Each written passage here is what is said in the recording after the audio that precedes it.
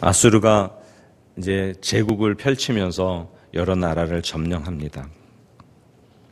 그 와중에 히스기야는 왕좌에 등극하는데 열왕기 기자는 히스기야를 평하기를 다윗의 길을 행한, 다윗을 닮은 다윗 이후에 최고의 왕으로 평가합니다. 3절에 보면 히스기야가 그의 조상 다윗의 모든 행위와 같이 여호와께서 보시기에 정직하게 행하였다고 기록하고 있습니다. 5절에는 히스기야가 이스라엘 하나님 여호와를 의지하였는데 그의 전후 유다 여러 왕 중에 그러한 자가 없었다고 평가합니다. 열왕기 기자는 여호와 하나님께 연합하여 그를 떠나지 아니하고 모세에게 명령하신 계명을 다 지켰다고 말합니다. 그러니까 어디로 가든지 형통하였다라고 평가하고 있습니다. 최고의 찬사죠. 사랑하는 성도 여러분, 우리가 본문을 읽을 때 이런 말씀이 오면은 꽉 붙잡아야죠. 히스기야 이름에 자기 이름을 넣는 겁니다. 하나님을 의지하고 하나님을 떠나지 않고 그의 계명을 지켰더니 어디로 가든지 다 형통하리라고 하는 약속과 같은 말씀입니다. 이런 저와 여러분 되기를 축복합니다. 히스기야는 특별히 하나님을 경외하는 이전의 왕들도 있었지만 더 개혁을 이루었던 것이 그 왕들이 제거하지 않았던 산당을 제거했습니다. 그리고 주상과 아세라 목상을 깨뜨리고 하나님의 백성이 우상에게 미혹되지 않도록 하는 조치를 취했던 거죠. 그리고 대단히 재미있는 사건이 하나 나오는데 모세가 만들었던 놋뱀을 제거했습니다. 이 놋뱀은 어떻게 된 것입니까? 광야길을 행하던 길에 하나님을 향하여 원망하던 백성에게 불뱀을 보내서 징계를 펼쳤을 때 하나님 앞에 엎드려 기도하는 모세에 응답하여 놋뱀을 만들어서 높이 달아라. 그것을 쳐다보는 자는 나을 것이다 하는 이야기였습니다. 이것은 물론 구속사적으로 보면 메시아가 남의 높이 들리는 것을 의미하지만 그 내용 안에는 놋뱀을 높이 다는 것을 보는 자마다 살리라 하는 그 말을 믿은 사람들은 살았던 것이죠. 곧 요한복음 3장 14, 15절에 보면 모세 때와 같이 높이 들린 것을 보는 자마다 살리라 하는 것 같이 메시아를 믿는 자는 살리라 하는, 독생자를 믿는 자는 살리라 하는 그 맥락과 같습니다. 믿는 자는 사는 것입니다. 사랑하는 성도 여러분, 놋뱀의 능력이 있고 놋뱀이 어떤 기적을 베푼 것이 아니라 그것을 보면 살리라 하신 여호와의 말씀에 능력이 있고 그것을 믿는 자가 산 것이었죠. 그런데 하나님을 정확히 알지 못하는 무지한 백성은 그 기적을 일으켰던 놋뱀을 향하여 숭배하고 있었습니다. 분향하고 있었습니다. 꼭 이것은 하나님이 백성을 사랑하셔서 기적을 베풀 때 그 기적을 베푸는 통로였던 어떤 물건이나 또는 하나님의 사람을 숭배하는 것과 같습니다. 그것을 사용하신, 기적을 이루신, 그것들을 이루겠다고 약속하신 하나님을 믿어야 되는 것이죠. 그래서 히스기야는 놋뱀은 아무 능력이 없음을 깨우치기 위해서 그 오류를 정정하기 위해서 그 놋뱀을 깨부셨습니다. 그리고 느흐사단, 여러분 관주를 보십시오. 놋조각, 그냥 놋조각일 뿐이야. 이건 하나님이 우리의 바로 신뢰의 대상이다 하는 것을 밝히고 있습니다. 하나님을 알지 못하는 무지한 백성들은 놀라운 자연현상이나 기이한 바위, 나무, 기타 등등을 숭배합니다. 하나님을 신적인 요소가 그 안에 있다고 착각합니다. 이것은 우리 안에 종교성이 있기 때문에 일어나는 것이지 실제 그것들이 신성을 갖고 있는 것이 아니지요. 어떤 물건이나 하나님의 능력을 나타내는 사람은 도구였을 뿐입니다. 저와 여러분은 언제나 전능하신 하나님께 집중하는 저와 여러분 되길 소망합니다.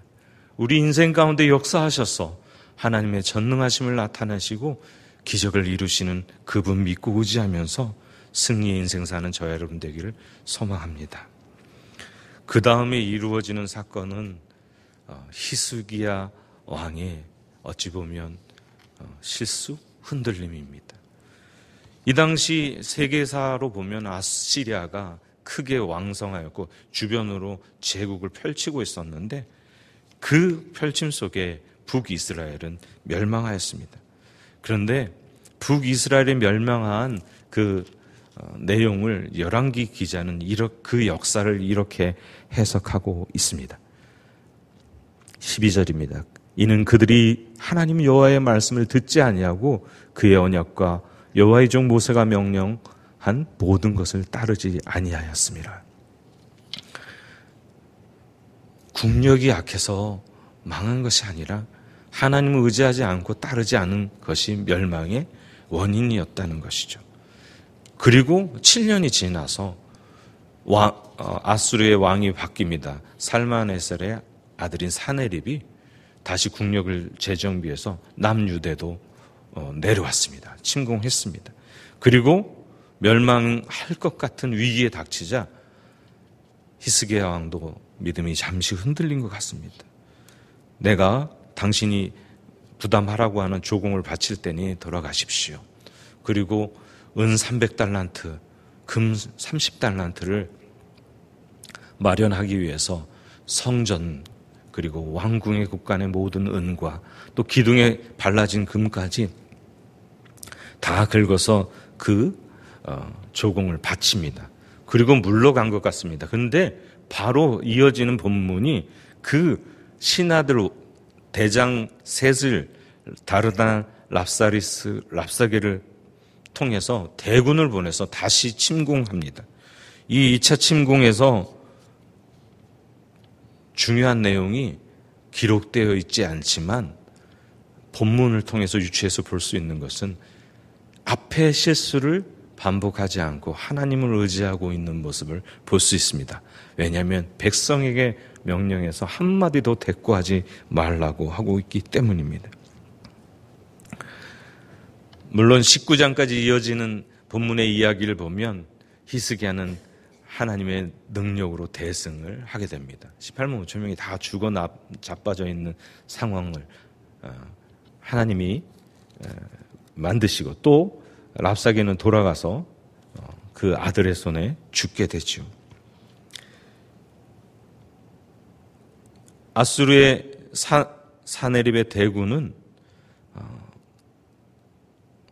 유다 예루살렘을 포위하고 그들을 통해서 남왕국의 백성들의 마음을 흔들릴 말들을 전합니다. 그들은 히스기야가 하나님을 의뢰하는 줄 알고 있습니다. 그리고 히스기야의 말을 어떻게 알고 있는지 너희는 하나님을 여호와 하나님을 의뢰한다고 하지만 이 세상에 어떤 신이 그 나라를 구한 아수리의 손에서 그 나라를 구한 신이 있느냐 하고 조롱합니다. 그리고 여호와를 의뢰하는 마음 내려놓고 또 히스기야 왕을 의뢰하는 마음을 내려놓고 항복하라고 말합니다. 그러나 그들은 흔들리지 않습니다. 두려웠겠죠. 떨렸겠죠. 하나님 의뢰하는 것은 눈에 보이지 않고 대구는 눈앞에 보이고 있기 때문입니다. 믿음을 지키는 것은 어려움을 당할 때 그 진가가 드러납니다. 평안한 시절에 내 믿음 좋다고 믿음 지키는 것 별로 어렵지 않은 것 같습니다. 그러나 우리 인생에 어려움이 닥칠 때 건강이든 물질적인 것이든 또는 관계 문제든 어떠한 어려움이 닥칠 때 믿음을 견고히 지키고 하나님 앞에 나아가는 것은 쉽지 않은 것 같습니다. 오늘 본문은 19장에 이어지기 전에 여기서 딱 끝납니다. 결국은 히스기야 왕이 하나님 의지한 대로 승리하고 보호받지만 그 전에 그 고민과 그 조롱하는 말을 들을 때에 마음의 어려움은 이루 말할 수 없을 것입니다. 사랑하는 성도 여러분, 우리가 주님을 믿고 하나님만 바라보고 의지하며 나아가는 이 길이 훈련하고 하나님 앞에 나아가면 나아갈수록 어려움을 겪을 때 흔들리지 않을 수 있습니다.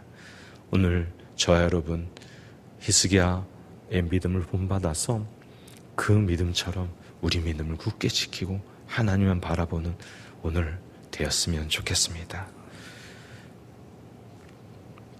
실수할 때가 있지만 다시 회복하고 하나님을 신뢰하고 승리하는 저와 여러분 되기를 주님의 이름으로 축원합니다.